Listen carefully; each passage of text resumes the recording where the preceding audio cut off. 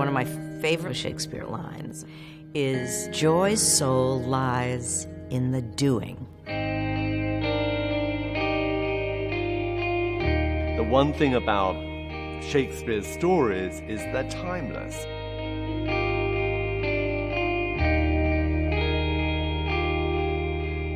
He's a poet and a comedian in the same play. If you listen to iambic pentameter, you hear the heartbeat.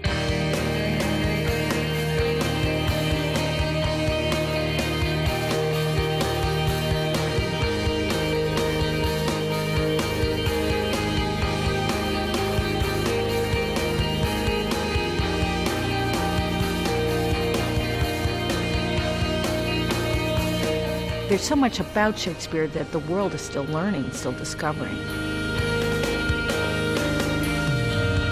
I think Shakespeare really can enrich our city.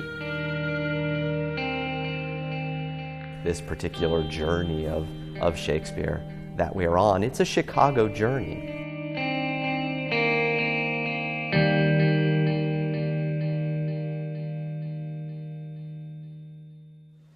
Wide and universal theater presents more woeful pageants than the scene wherein we play in. All the world's a stage.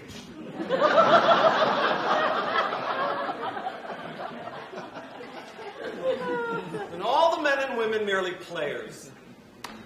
They have their exits and their entrances, and one man in his time plays many parts. Why do we all need to hear stories?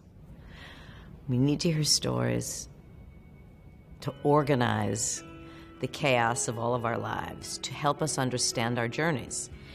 Because they're fun, they're entertaining. Oh my gosh, I can't believe that happened. Did that really happen? Well, wait, you didn't hear it all. Shakespeare and the arts were part of my childhood, very much a part of my childhood, and where I grew up, there was the opportunity to see live Shakespeare during the summer, and it insinuates itself into your memory, into your DNA. The first time that I actually got acquainted with Shakespeare was when I was in 7th grade, and I had a teacher who understood immediately that it had to be performed, and he read us Henry IV, parts 1 and 2. And I still remember every second of that play. Then happy low, lie down. Uneasy lies the head that wears a crown. There is a special joy that an actor feels in saying words that are put together in a way that are just soul satisfying. If you prick us, do we not bleed? If you tickle us, do we not laugh? If you poison us, do we not die? It's not only the depth of what Shakespeare says, but it's the proportion with which he says things that gives a working actor genuine joy to say. In any Shakespeare play, you will find subjects that we're grappling with right now. This is a body of work that is not only classic in terms of its staying power, it's able to be relevant to our lives today. It evokes timeless emotions. And when we can relate whatever we're feeling 400 years earlier, and you realize you're not alone in those feelings. When you have the ballroom scene in Romeo and Juliet, it is about youth and lightness, and it's about conflict and hatred, and that's universal. My only love sprung from my only hate. Too early seen unknown, and known too late. I think Shakespeare's unimaginably skilled ability to be able to enunciate the multi-layered complexities of what he wanted his characters to feel is frankly one of the miracles, mysteries of human achievement. All of a sudden, something that you've heard all your life has personal resonance, and then you see it in the play, and all of a sudden it's like, oh wow, that's where that came from? To be or not to be?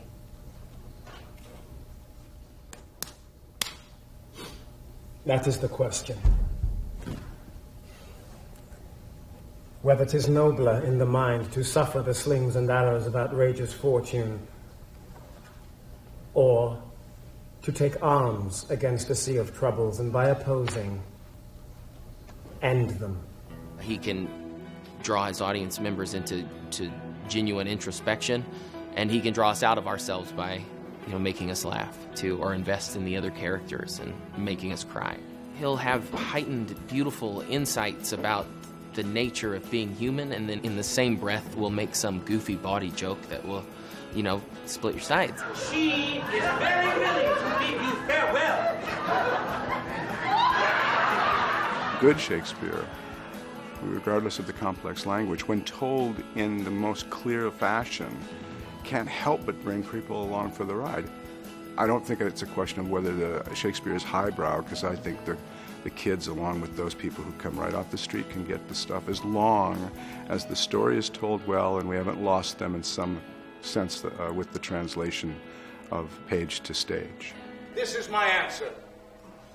Not that I love Caesar less, but that I love Rome more.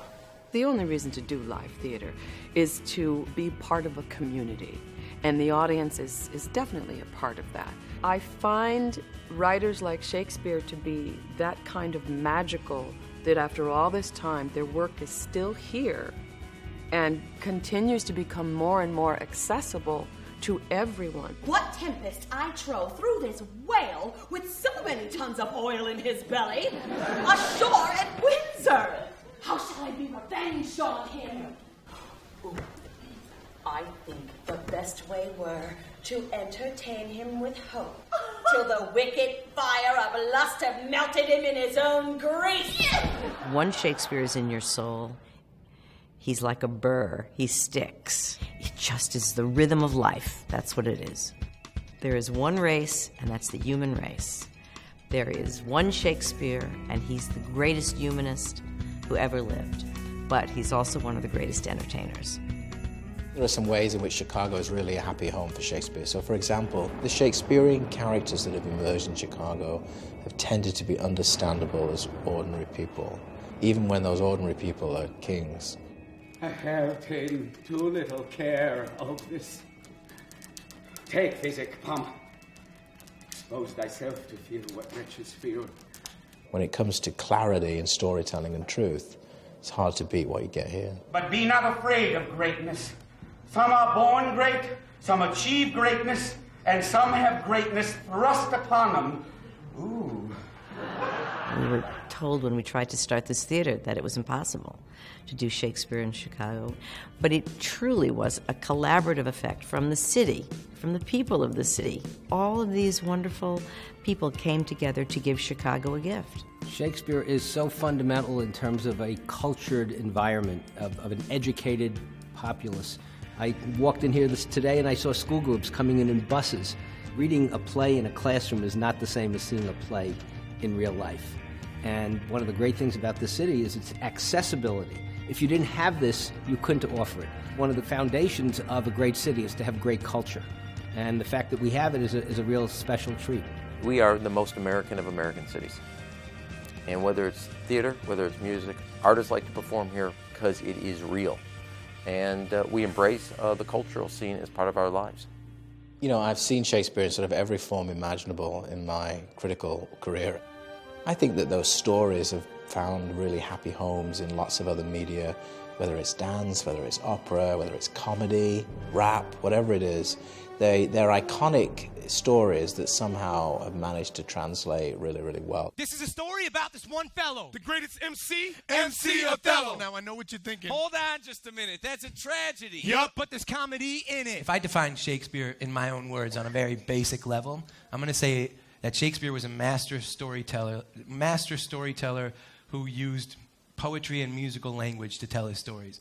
And if I tell you what my favorite rappers growing up did, I'm going to tell you that they're master storytellers who use poetry and musical language. We four fellas, humble storytellers, will weave the tale of a man who gets jealous. Othello changed the game when he came out, releasing free mixtapes just to get his name out. The scene hadn't seen an MC so inspired in some time. The rhymes he combined with straight fire. We're born and raised in Chicago, so it's really nice to have the support of our hometown behind us when we're releasing new work. Chicago Shakespeare took a risk with us and on us at a time where other people were not willing to do that. They came in with no preconceived notions, just like, let's make good art. Let's tell the story. Let's tell you the know? Story. Just have fun with it. Get out of the box, break out of it, and make it the most your own you possibly can. It's a man's world, but he be nothing without a woman or a girl. It's a man's People who are like, I don't like hip-hop or Shakespeare, but I just saw that story and I'm pretty floored by how you did it. And our answer to that is like, yes, we are using Shakespeare and we're using hip-hop, but we're actually just telling a story through our lens and how we were raised and the music culture that we grew up in. Othello's rich, but he keeps me poor. And now it's time to settle the score. He never lets me get my foot in the door. And this is why I hate the more. Great. A lot of people ask us why we're called the Improvised Shakespeare Company. That's because everything that you're about to see on this stage tonight will be made up on the spot. Shakespeare is a huge gift to improv in that his characters are so deeply emotional, so rich. You know, they're not just ambitious for power, they'll kill anybody who's in their way. You know, they're not just in love, they're so in love that if they don't get what they want, they're going to kill themselves, you know? And this sort of really strong emotional point of view can drive improv forward. One of the things our audience responds to is I think they're getting an experience somewhat similar to what a groundling in Shakespeare's time would have gotten. We're making, you know, contemporary political references, contemporary pop culture references, and the audience immediately is getting the references that we're making. And so in some ways, what we're doing might be more authentic to what it was like to actually be in Shakespeare's audience. End this evil now. Be hell's bride. Make all things good by thy suicide. Oh, murder of a spiceman, my worst crime. Parsley, sage, rosemary.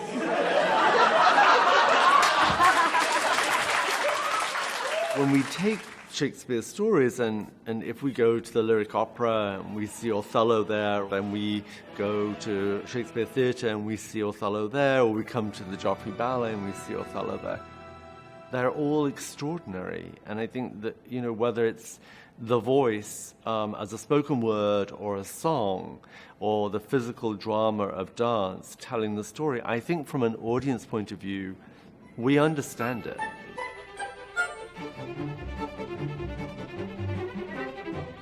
I think in many ways, the best expression of Shakespeare, even without the language, is the dance version. If you want to know what those characters are really like, you watch them moving. I've seen the balcony scene countless times in theatrical productions, but I have to say, when they run to each other and there's a lift, that something happens that maybe doesn't quite happen when people are talking.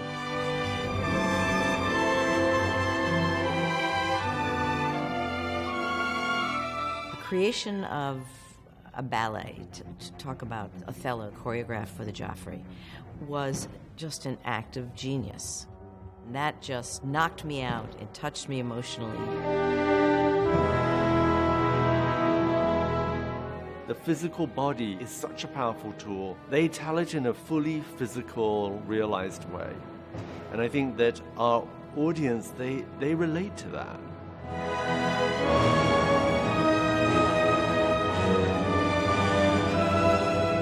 When we're doing our job well, I think that we're able to show the word.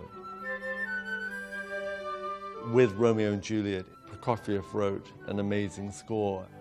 It is thematic to the character. So I think that if we as dancers can really be committed to our roles, we have the music that's added to that. It becomes a very powerful collaboration. The music also tells the story. It's no accident that 80% of Shakespeare plays have been set in opera. And the marriage of Shakespeare with a great composer, in a way, it's a different art form. It takes it to another place altogether. Verdi wrote 3 operas that were directly based on Shakespeare. Macbeth was an early work of Verdi's. Othello and Falstaff were his final 2 operas.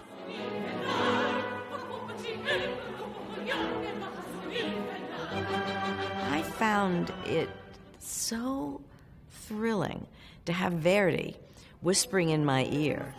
The music is your direct access to the soul of Verdi.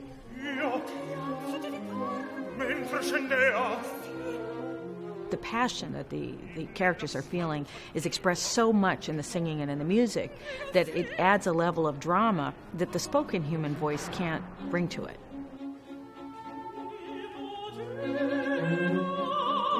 There's an opportunity for continual layering, this process of every time you come back to it, you discover something new.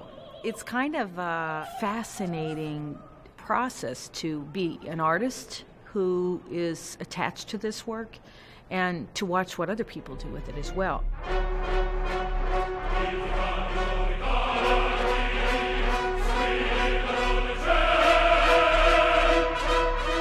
Well, I think a composer must react to the sound of Shakespeare's words, the poetry, and how musical the words themselves are, how carefully chosen. And if you're writing music, to have as your influence that innate musicality in the words themselves has to be a huge contributing factor. What really lights everything on fire is the first time they hear the orchestra playing the excerpts.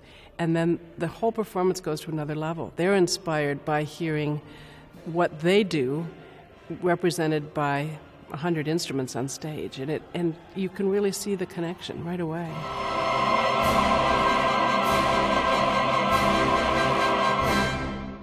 One of the interesting things about symphonic music that follows Shakespeare text is this idea of storytelling. If you have the rudimentary understanding of a Shakespeare play and listen to the music, it will speak to you. And for that matter, Shakespeare is powerful enough that even if you don't know the story, it will speak to you. You can encounter it on many levels.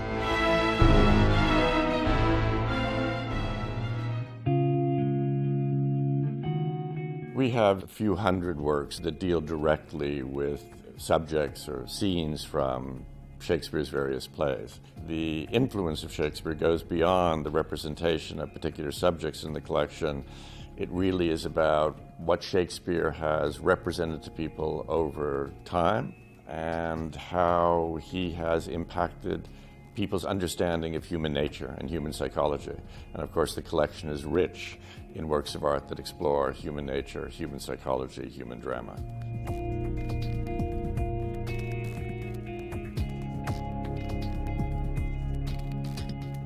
Shakespeare is modern at whatever moment in time he finds himself. So he's timeless and always seems pertinent to a particular moment in time, the time in which people experience the plays and make works of art that explore human nature.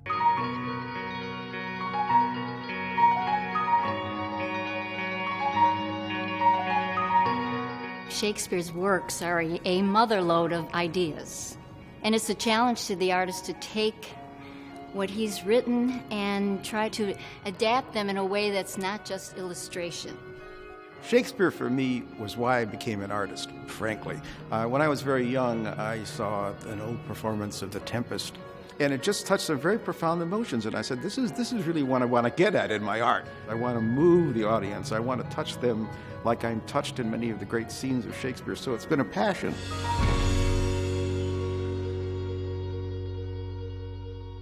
The brilliance of Shakespeare is that it's still compelling for the young generation.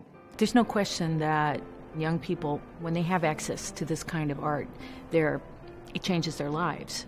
I think the greatest gift to Chicago's teachers has been the education department of Chicago Shakespeare Theater, because they have given teachers so many new tools and so many new ways to approach teaching this material. The enlightened, exciting, out-of-the-box teacher that can bring that alive will turn a kid on, and it's not just about Shakespeare, it's about the lessons in those plays, it's about tackling tough material, it's about your capacity to wade in and grasp something that seems unattainable, and you can do it.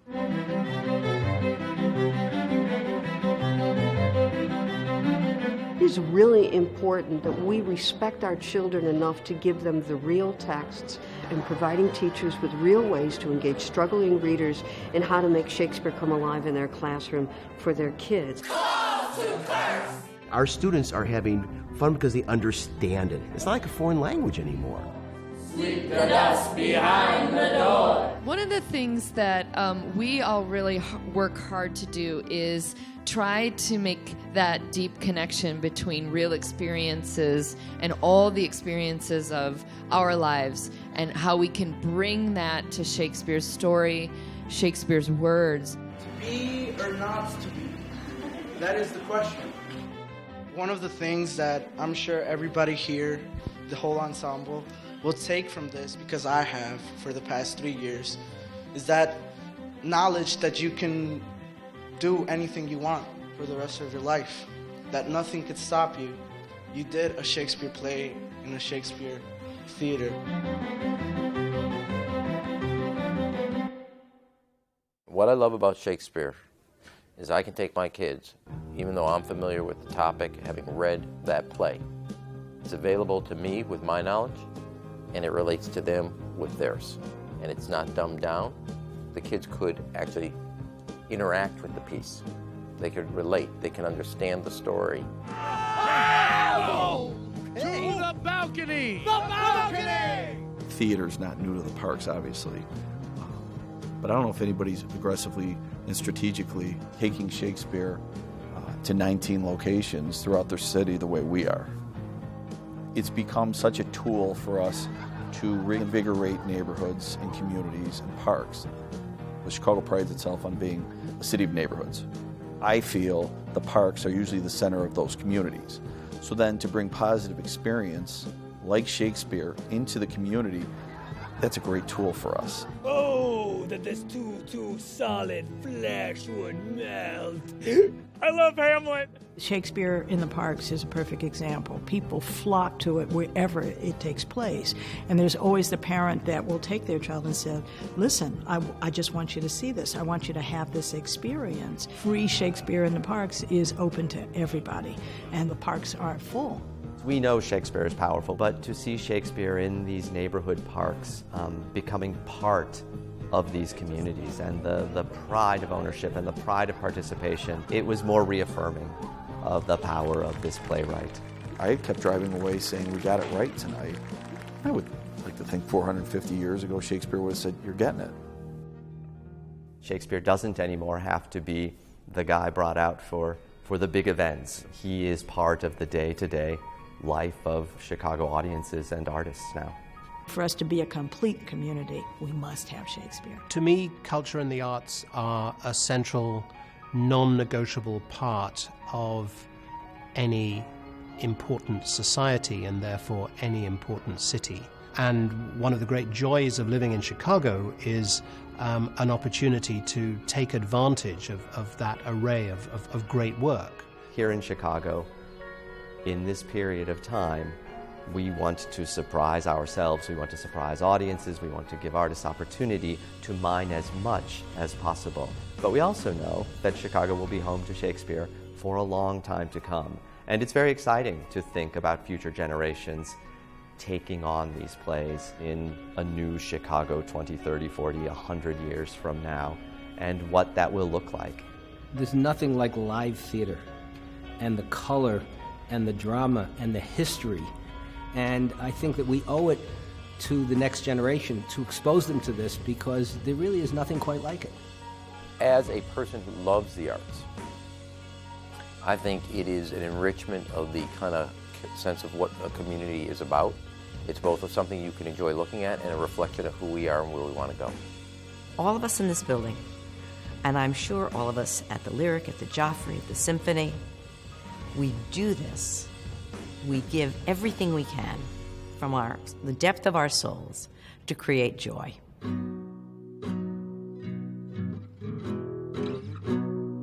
Shakespeare has one voice to speak to the entire human race. That means that human beings, if they choose to listen, have a friend for life.